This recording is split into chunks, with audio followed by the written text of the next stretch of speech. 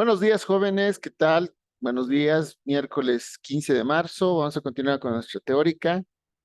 Nos quedamos quedado en fuerzas maxilares. A ver, recordando brevemente hacia atrás. Dependiendo del maxilar donde se ubique, hemos dicho que un clase 2 puede ser por retrognatismo, por protrusión, y un clase 3 puede ser por prognatismo y por retrusión. Entonces, dependiendo si es clase 2, ahí estás viendo el de la izquierda, retrognatismo. Y el de la derecha, clase 2 por protrusión. Acá no. A la izquierda estás viendo clase 3 por prognatismo y a la derecha clase 3 por retrusión maxilar. Ok. Ahí nos hemos quedado, dependiendo dónde está o dónde se va a aplicar la fuerza. Bienvenidos a todos, bienvenidos a todos. Vamos a continuar entonces. También se clasifica de acuerdo la dirección de la fuerza dentro del maxilar o fuera del maxilar. Como estás viendo acá, una fuerza intramaxilar. Mientras toda fuerza utilices dentro de un solo maxilar, ya sea el superior o el inferior, entonces ahí llamamos fuerzas intramaxilares. Es decir, puedo utilizar acá un dispositivo, un TAT, que es lo que estás viendo en CIA, se llama TAT, dispositivo de anclaje temporal. A ver, ¿dónde está mi mouse? Mi mouse, mi mouse. Aquí está. Ya. Lo que estoy señalando es un TAT, dispositivo de anclaje temporal. Es un implante, está dentro del maxilar y está aplicando una fuerza elástica para desplazar dientes.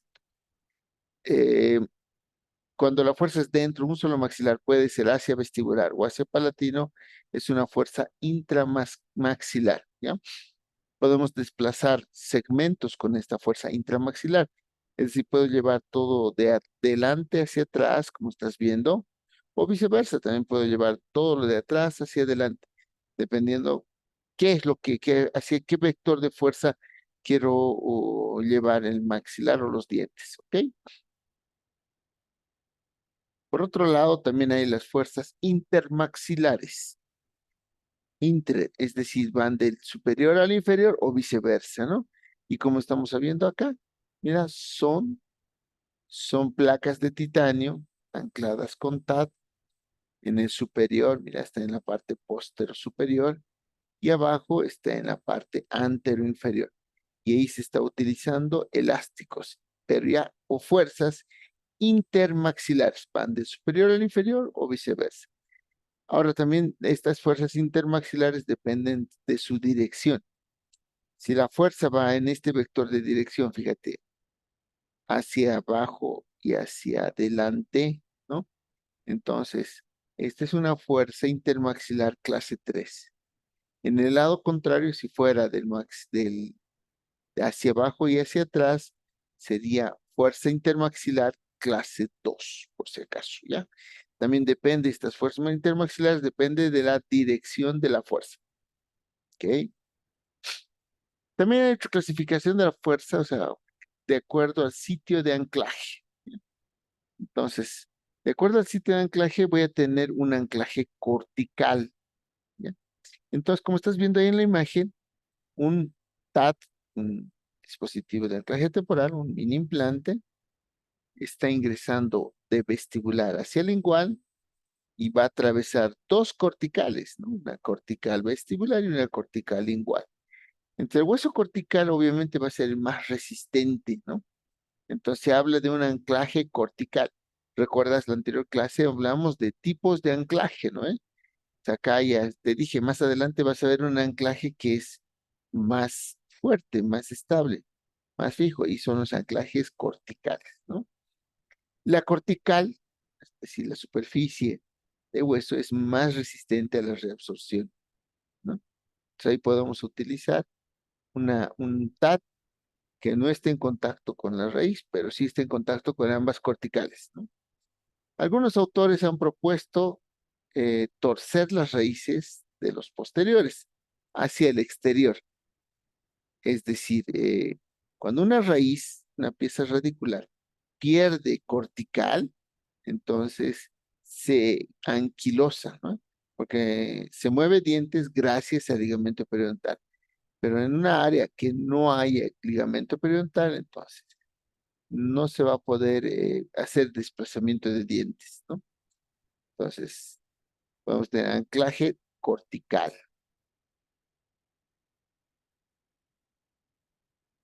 También desde otro punto de vista, se lo puede clasificar en intrabucal, extrabucal y muscular. Entonces, existen fuerzas que se generan, nacen y generan dentro de la cavidad bucal, como estás viendo esta imagen, ¿no? ¿Qué se está haciendo? Se está generando una fuerza con un resorte, una fuerza de expansión, con un resorte, una fuerza dentro de la boca. Fíjate dónde está apoyándose, en el molar, en el 6 y en el 5. El 4 está ayudando también al 5, ¿no? Es una distribución de la fuerza. Segunda clase hablamos, ¿no? Distribución de la fuerza. Entonces ahí se está aplicando una fuerza intrabucal, interna, ¿no? Ahí también existen fuerzas extrabucales, de acuerdo a su ubicación, ¿no? Dentro de la boca, fuera de la boca. Las fuerzas que nacen fuera de la boca son las fuerzas extrabucales o también llamadas extraorales. Y ahí estás viendo un ejemplo de extrabucal, que es el arco extraoral, ¿no? El arco extraoral tiene tres tipos de tracciones, pero fíjate cómo nace afuera de la boca, ¿no? Dependiendo del apoyo, nace afuera de la boca y pues termina en la cavidad bucal, ¿no? Son extrabucales. Por otro lado, es interesante cómo los músculos pueden generar también fuerza, ¿no? Y pues ya habíamos visto también en un capítulo anterior que la posición espacial de los dientes está determinado por fuerzas musculares, internas y externas, ¿no? Entonces acá te muestro un aparato. Este aparato, un ejemplo de fuerza muscular sería este lip bumper, así se llama. Lip por inferior, por labio, bumper, pompereta labial. Entonces ahí estás viendo adelante una pantalla verde, ahí aprieta el labio y empieza a empujar a los molares para atrás, ¿no? Puede verticalizar molares, puede distalizar molares. Solo con la fuerza muscular. Aquí no lleva resortes, no lleva dispositivos internos, externos. Acá no. Tiene una pantalla donde el músculo orbicular de los labios, el inferior, va a empezar a hacer presión hacia esa pantalla de plástico y va a empezar a generar fuerza muscular. ¿Qué tal? Entonces, de acuerdo a la ubicación, puedes tener una fuerza intrabucal, extrabucal y también la muscular. También, de acuerdo al número de unidades de anclaje, se puede tener otro tipo de clasificación. Vamos a quitar la cámara. Anclaje aislado primario. Y aquí estás viendo un ejemplo de anclaje aislado primario. ¿Ya? ¿Qué va a pasar en este caso clínico? No se está tomando en cuenta ni anclaje muscular, ni anclaje dentario, ni anclaje funcional, ni anclaje entero, completo, mixto. Acá no. Mira, se está grabando con ácido alcanino, se coloca el adhesivo, se pega el bracket y se empieza a distalizar el canino, ¿no? Pero ¿hacia dónde me voy a mover? ¿Dónde está el espacio? Tengo que generar espacio. Ya tengo anclaje atrás, es un anclaje aislado, solamente el molar va a competir con el canino y eso se llama anclaje primario también, ¿no? Entonces sacamos el premolar, chau, y empezamos a generar anclaje aislado primario.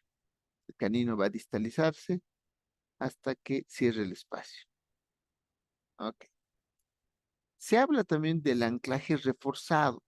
Como te había dicho, habíamos hablado de este punto del anclaje recíproco. No sé si te recuerdas, en la clase anterior, el anclaje recíproco hablaba de la cantidad de piezas que van a formar el grupo posterior o anterior. Y para hablar del anclaje reforzado, pues tengo que tomar en cuenta las diferentes superficies radiculares que tienen las piezas dentales. Como estás viendo acá, este gráfico, los milímetros cuadrados que tiene un central, por ejemplo, ¿no? Un central, mira, 204, un lateral 179.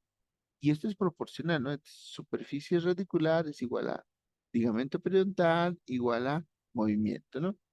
Entonces, fíjate, el canino tiene 273 milímetros cuadrados de superficie. Entonces, el canino es más resistente, ¿no? Que el premolar, mira que tiene 234 y 220. ¿Ya? Pero el canino, mira, el canino supera, digo, los molares superan a todos. El molar primero, 433 milímetros cuadrados versus el segundo, 431. Entonces, esta relación de la superficie radicular medida en cuadrados, te cuento que en ortodoncia no nos sirve, porque tal vez en fija, donde se hace la distribución de fuerzas y se ve la cantidad de resistencia de un puente, ¿no? Tal vez, pero acá en ortodoncia no guarda relación. Porque acá, aparte de la superficie radicular, tengo que tomar en cuenta la relación corono-radicular. Si tomo en cuenta la relación, ahí está mi anclaje reforzado. Tendría que tomar en cuenta todas las piezas que tienen mejor relación corono-radicular. Entonces, un anclaje reforzado es la adición de unidades de fuerza para ser eficiente, para resistir. Entonces, más dientes, más unidades de fuerza, más el anclaje es más reforzado. La fuerza de reacción se distribuye sobre esta superficie de ligamento periodontal. Entonces, cuando adiciono, digamos, a mi anclaje, a mi molar, tiene 433 milímetros cuadrados, adiciono el segundo molar, entonces voy a multiplicar por dos mi resistencia. Mi anclaje va a estar reforzado atrás, ¿no? Y vamos a tener más de 850 milímetros cuadrados de resistencia versus, digamos, el canino, que es 273. Entonces eso se llama anclaje reforzado, ¿no? Cuando hablen y estés en posgrados, reforzar tu anclaje, ¿qué significa? Es decir, amarrar a los dientes vecinos, ¿no? Algo así. Este valor del anclaje reforzado de un diente equivale a su superficie radicular. Pero como te había dicho también, depende de su relación radicular, ¿no? El molar, el primero y el segundo molar ya tienen una superficie equivalente al del canino y los dos incisivos. Si vas sumando, fíjate, caninos, ¿no? Caninos, vas sumando los dos incisivos, entonces llegas a un valor equivalente a los dos molares. Entonces puedo, de acuerdo al que tenga mayor superficie radicular y mejor relación con un radicular, pues vamos a anclar vamos a reforzar un anclaje. ¿Se entendió? Qué lindo sería la ortodoncia si todas las piezas radiculares tendrían la misma superficie dentaria o superficie radicular. Acá cambiaría la biomecánica en ortodoncia. También, por otro lado, tengo que mencionarte el control del anclaje absoluto, ¿no? Hemos visto anclaje máximo, anclaje moderado, anclaje mínimo, ¿no? Hemos visto anclaje tipo A, B, C, ¿no? Hemos visto anclaje recíproco, anclaje posterior, anclaje anterior. Hemos visto anclaje intramaxilar, intermaxilar, ¿no? Hemos visto varios tipos de anclaje. Ahora, toca hablar del anclaje absoluto. El anclaje absoluto que no depende de otra pieza dentaria. No es un anclaje reforzado. Acá tienes los TAD que te había mencionado, que son, ¿qué es TAD? Dispositivo de anclaje temporal. Es temporal porque inmediatamente ya utilizado, cumplida la función, pues me permite retirarlo. No se integra, son de acero, con níquel titanio reforzado, pero no se quiebra, no se adhiere, no se oxida o se integra. Entonces es perfecto para anclaje absoluto. Son temporales, porque cuando terminada la función de cerrar espacios, digamos, se los retira. Entonces, esto en especialidad se toma bien en cuenta y pues se profundiza estos anclajes desde la instalación, colocado, indicaciones. Bien, entonces entramos a la parte 2 que se llama Principios en Biomecánica en aparatos ortodónticos fijos. Como ya habrás visto la importancia de la biología, ¿no? la importancia de la fuerza. Ahora tenemos que complementar los dos elementos, ¿no? ¿Qué principios biomecánicos necesitamos saber el momento de utilizar aparatos ortodónticos, ¿no? Entonces, te va a llegar a la consulta pacientes que estén con aparatos y tal vez te van a preguntar. Entonces, hay ciertos conceptos que debes mencionar. Entonces, el momento que se aplica una fuerza, pues hay sistemas de rotación, ¿ya? El molar, fíjate cómo puede rotar hacia abajo y hacia adelante, ¿no? Puede rotar en sentido antihorario, pero el de adelante, fíjate cómo por su posición, por su inclinación, su relación con lo radicular, por su superficie, los anteriores siempre tienden a rotar en sentido horario. Entonces, mucho cuidado. Entonces, no es tan fácil colocar aparatos. Si esto se descompensa así, yo puedo provocar mordida profunda en mis pacientes, ¿no? En el momento de aplicar una fuerza. El movimiento más fácil que se produce es el movimiento de la extrusión. Y ahorita vamos a ver, ¿no? Entonces, tienes que entender esta parte, ¿no? O sea, es importante la planificación biomecánica y esto lo sabe el ortodoncista. Y probablemente te llega a tu consulta, activame estito, que hay que jalar. Se puede descontrolar todo el movimiento. Entonces, la biomecánica es una de las ciencias básicas de la ortodoncia. Bio, ¿no? Biología, ¿no? Mecánica, dirección de fuerza, magnitud, todos los, todos los movimientos que hagas en tejido vivo. Biomecánica es una explicación física y mecánica a los movimientos que se realizan sobre las estructuras. Hablamos entonces en lenguaje biomecánica ortodóntica o biomecánica en aparatos ortodónticos fijos. Es un mundo. Vamos a ver algunas definiciones. Fíjate, simular. Tengo que tomar en cuenta qué es centro de resistencia y qué es centro de rotación. Son dos puntos diferentes. Centro de masa, también vamos a ver, ¿no? O sea, hay un centro de resistencia y hay un centro de rotación. Va a depender de la dirección de fuerza, del vector de fuerza. Entonces, vamos a ver. El estudio de sistemas de fuerzas permite el control del movimiento dentario. Es decir, hay un sistema de fuerzas que debo controlar bien, ¿no? Si no controlo bien el sistema de fuerzas, se puede descompensar la dirección de la fuerza y por lo tanto se descontrola el movimiento dentario. Se descontrola. Entonces hay un sistema de fuerzas que permite este control, ¿no? El análisis del sistema de fuerzas producidos por aparatos ortodónticos va a depender dónde se ubica el centro de resistencia de cada pieza dentaria. Y como habrás visto en la anterior imagen, hay diferentes relación corona-radicular. Entonces, eso influye en el centro de resistencia. Y cuando utilice el aparato ortodóntico, también va a influenciar el centro de rotación. El comportamiento de los materiales utilizados en los aparatos ortodónticos son capaces de almacenar y liberar fuerza. El alambre, los arcos, resortes, ellos liberan fuerza, pero también aquellos materiales reciben fuerza y las distribuyen y las modifican, es decir, los brackets, ¿no?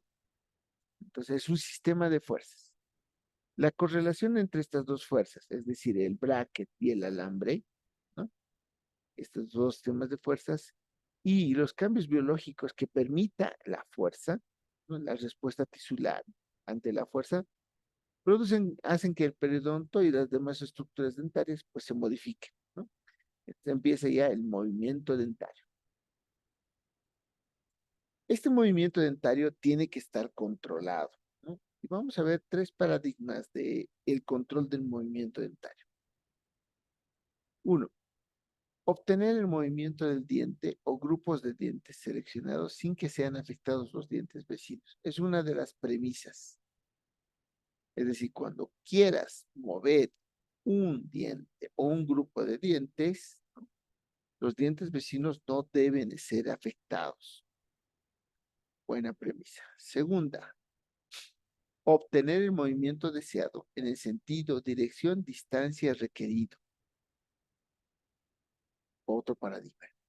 Es decir, el movimiento que necesito debe tener un sentido, una dirección, ¿no? Y distancia necesaria. Es decir, espacio necesario. A eso se refiere con distancia requerida. ¿Ya? Donde, si no generas espacio, ¿cómo quieres que se muevan esos dientes? Entonces hay que ver la distancia o el espacio requerido. Tercero, tercer paradigma. Se debe obtener una reacción óptima de los tejidos circundantes, es decir, la fuerza debe generar una remodelación ósea para que tengas movimiento, ¿no?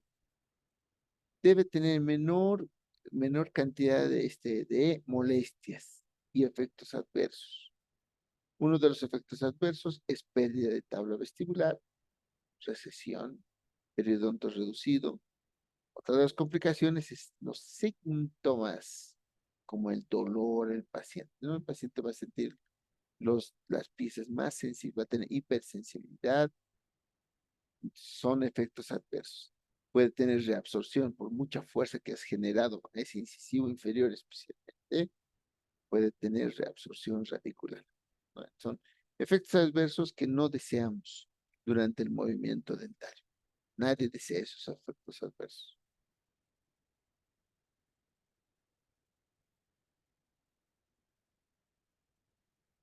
Ahí estás viendo el paciente de la derecha, un aparato que sí tú puedes realizarlo, ¿no? Que es un expansor lingual removible, que tiene retenedores, tiene un tornillo y lo empiezas a activar. Este tornillo debe producir el movimiento necesario, la expansión lingual necesaria. No separa maxilares porque abajo entenderás que es un hueso único. Lo que es, aumenta los procesos dentoalveolares, te aumenta más perímetro del arco y listo. O sea, ese sería un expansor lingual. Si estás capacitado y facultado como odontólogo general en realizar ese tipo de expansión. El de la izquierda, este es un expansor palatino, ¿no? Y fíjate los dos casos clínicos, compara el de la derecha con la izquierda. El de la izquierda, el que estás viendo, ese necesita transversalmente espacio. A temprana edad se lo diagnostica, 7, 8 años se lo diagnostica y ves que necesita transversalmente más espacio. Entonces se hace la activación, se dilata, especialmente se apoya uno en estos, los dientes temporarios. Y mira, ya tengo un maxilar ancho que guarda relación con el inferior. Entonces, has visto a la derecha un expansor lingual y a la izquierda un expansor palatino. Por eso es importante el diagnóstico, ¿no? En prácticas vamos a ver Pont, Courthouse, Bolton. Es importantísimo el diagnóstico para tomar esta decisión.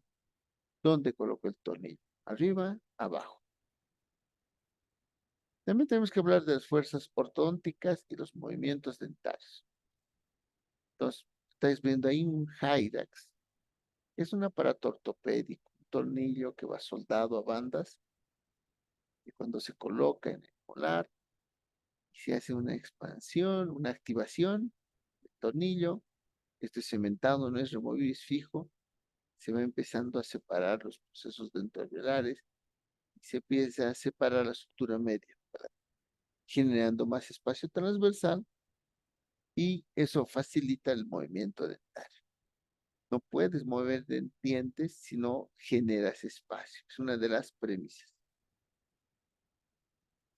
Entonces, ¿qué consideraciones se debe tener sobre las fuerzas?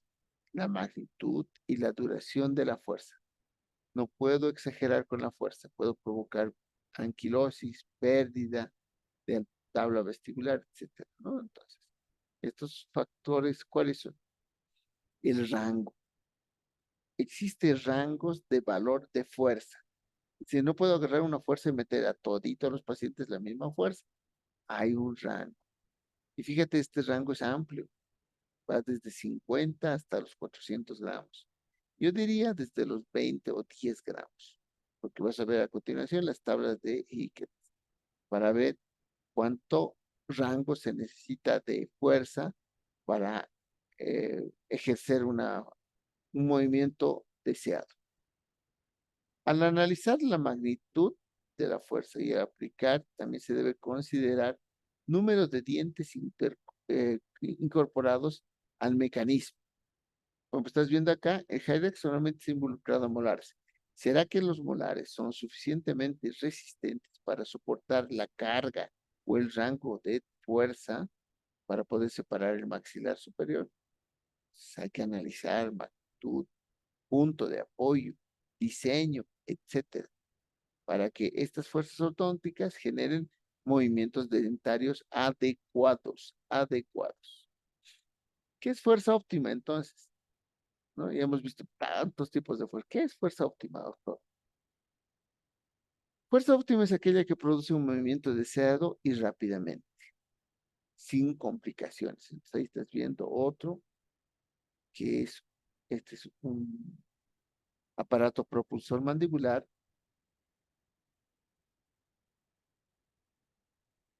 ¿Qué más es fuerza óptima? Fuerza óptima es cuando el daño es mínimo al tejido y poca molestia clínica hay durante el tratamiento. No te acuerdas, el fármaco ideal, algo así, ¿no? Entonces, la fuerza óptima es aquel que produce movimientos deseados. Menor daño, menor molestia. No debe dañar la vitalidad del ligamento, pero en el momento que exageres con tu fuerza, ya no es óptima, ¿no? No es óptima. Debe provocar un remodelado óseo efectivo. Y más adelante vas a ver que hay un equilibrio entre reabsorción y remodelado. Si la fuerza es excesiva, intensa, entonces no hay ese equilibrio. Entonces provoca menos remodelado y más reabsorción. Ahí está la causa muchas veces de por qué se está moviendo ese diente. Idealmente no debe provocar reabsorción ósea. Entonces ahí estás viendo los tipos de movimiento de acuerdo al centro de resistencia.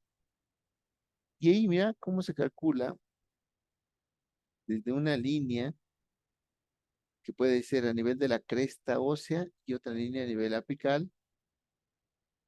Esa es la longitud radicular. De ahí fíjate cómo se calcula el centro de resistencia. Los dientes pueden moverse en tres planos del espacio, ¿ya?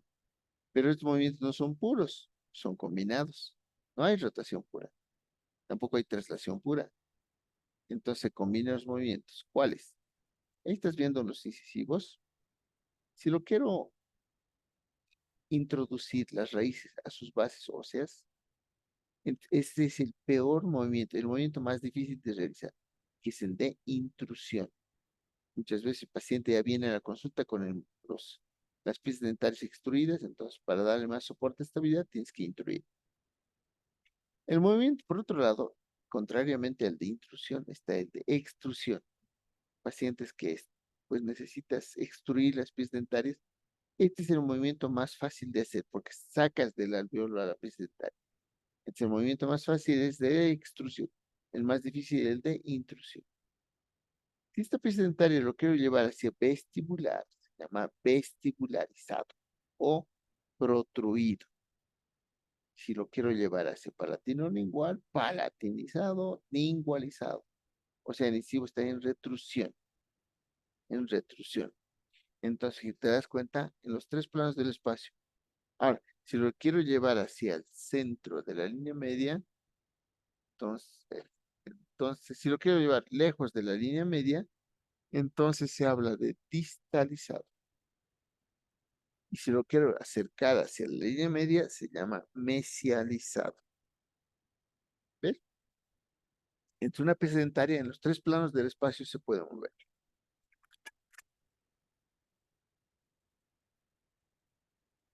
Pero también sería lindo que la raíz sea cilíndrica completa, ¿no? Y los huesos también, ¿no? Sus bases cilíndricas. Entonces tendríamos movimientos puros. Lamentablemente nos apoyamos en corona clínica, ¿no? Y lo más frecuente al utilizar estos aparatos removibles es que se produzca el efecto A. Fíjate, ¿qué consiste? En que la fuerza no va al centro de resistencia, donde estás viendo el puntito negro ahí, sino la fuerza se apoya en corona y pues lo que hace es inclinar a la pieza dentaria. El centro de rotación pasa a nivel de la ápice, a nivel del ápice. No se va a mover el ápice. La fuerza va a mover corona, pero no ápice. O en el lado contrario también puede pasar eso. Por otro lado, si tu fuerza es controlada, y esto los brackets hacen en las últimas fases de tratamiento, ya no mueves corona, sino mueves raíces. Entonces, es una fuerza controlada. Es el centro de rotación ya pasó del ápice a la punta del incisivo. Ahí pasó su centro de rotación. Por lo tanto, empezamos a mover raíces. Entonces sería A, sería el movimiento coronario, y en un movimiento B sería movimiento radicular.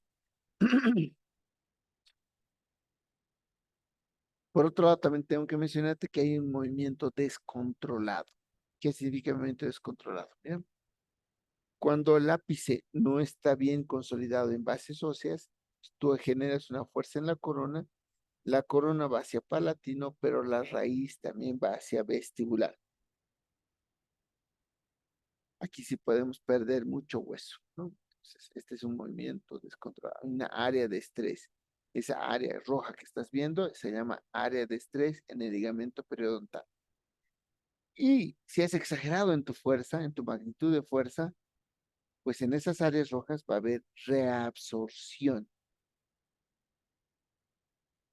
Mira, cuando el movimiento es regulado, controlado, óptimo, cuando la fuerza es óptima, cuando hemos utilizado bien las fuerzas,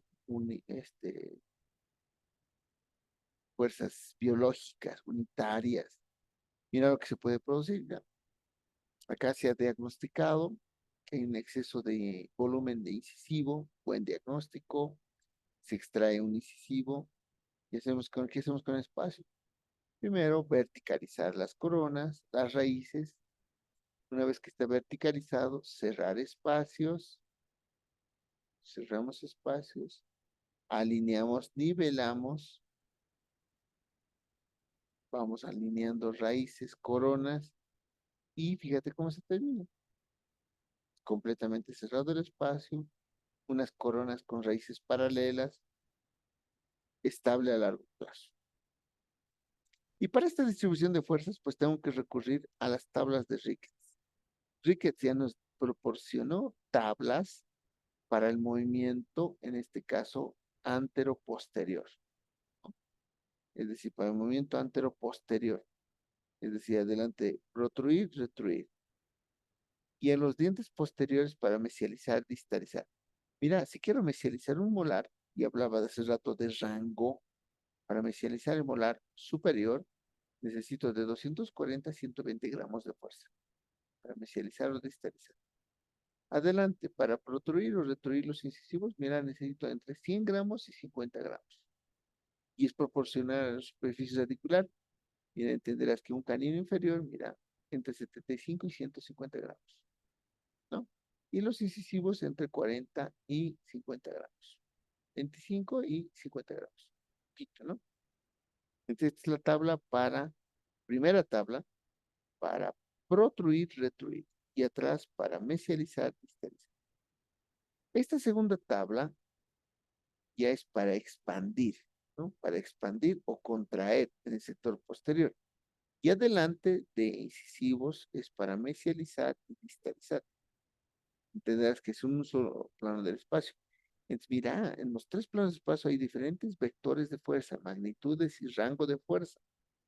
Entonces, para expandir o dilatar o contraer un maxilar, mira, por cada molar se necesita de 135 a 205 gramos, en el caso del primer molar superior. Y en el inferior, mira, de 105 a 155, ¿no? Entonces, es más fácil expandir o comprimir en el sector inferior. El problema está en el superior, porque es triradicular.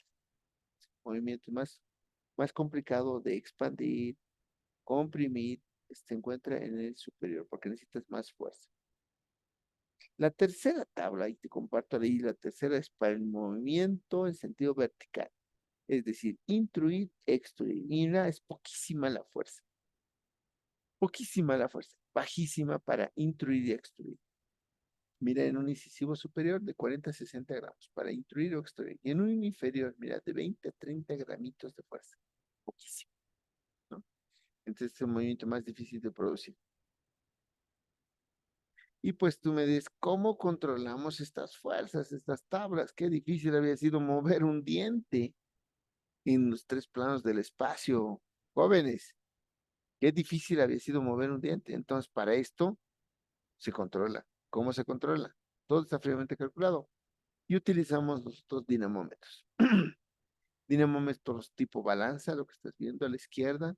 Dinamómetros tipo reloj, como estás viendo a la derecha. Y ahí puedes ver a la derecha, por ejemplo, ese es un dinamómetro ortodóntico. Su rango va entre 50 y 250.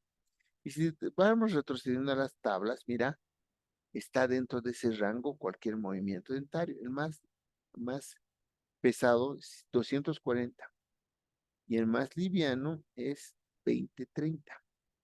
Entonces, mira, ese dinamómetro de la derecha es ortodóntico. Ese reloj específico para movimientos dentarios en los tres planos de los pacientes. Se va controlando la fuerza, pues, ¿no? También tenemos dinamómetros específicos. Mira, el rojo, que tiene un rango muy amplio, desde 100 hasta 1600 gramos. Es decir, el rojo puede utilizar para fuerzas extraorales, porque ahí son pesadas.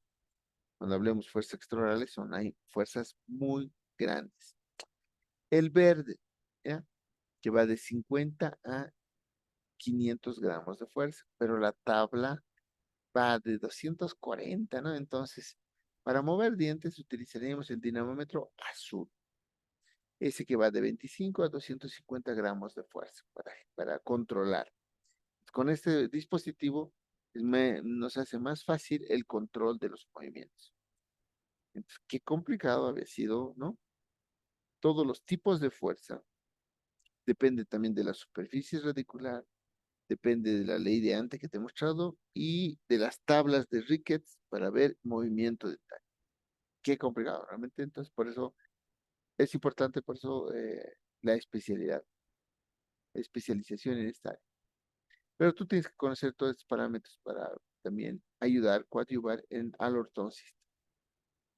Hasta aquí la clase teórica, que tengas una excelente semana. Pues nos vemos el siguiente miércoles. Estaríamos casi a 2 clases más ya de finalizar para el primer parcial. Que tengas un excelente día.